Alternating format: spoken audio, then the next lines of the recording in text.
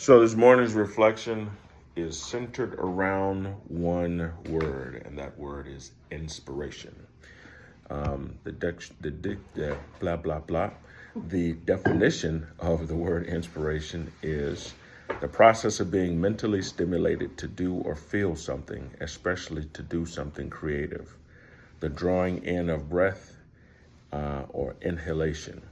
So why did I choose that word? I was thinking about some of the things that I end up doing along with being a chaplain. And I asked myself, well, why do you do it? And the word popped into my mind, inspiration.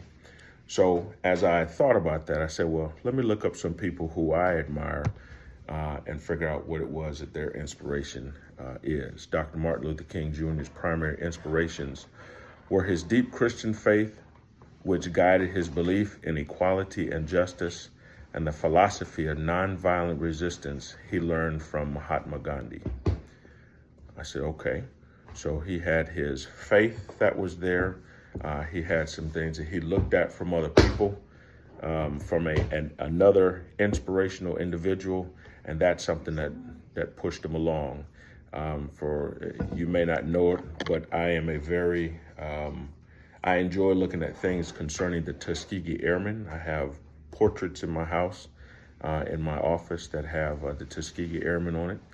And the primary inspiration for the Tuskegee Airmen was the fight for equality and the opportunity to serve their country despite systematic racism and segregation in the military.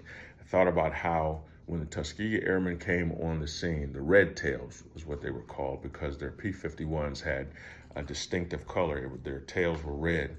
And so when people first saw them, when pilots first saw them, they wondered who were the Red Tails. The Tuskegee Airmen in World War II never lost a bomber that they escorted.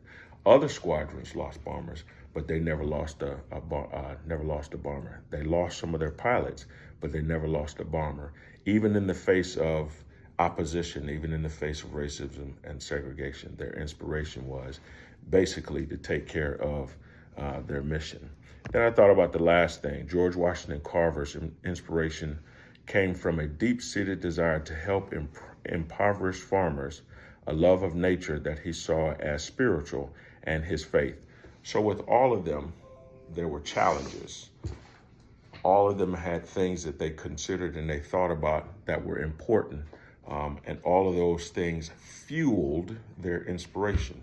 So my question to you this morning is, what is your inspiration? Why do you get up every morning and put your clothes on?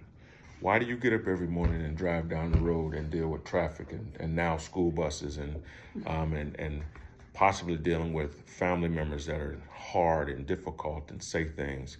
Why do you deal with patients who are sick, and when we look at them sometimes our heart just goes out because they're going through? Why did you take the time to go to school, to study, to go through all of the hard things that you went through to become who you are as a professional? What is your inspiration?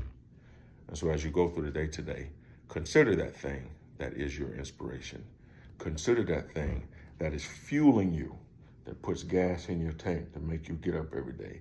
Consider that thing that is pushing you from behind when you want to say, okay, I don't want to do this anymore, I'm tired. Nope, you got to keep moving.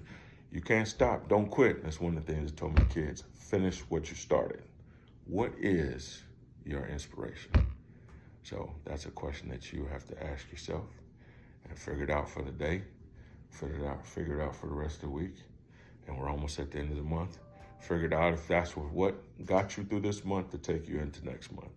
And I hope that little piece of a reflection this morning will be a part of driving your inspiration. Thank you.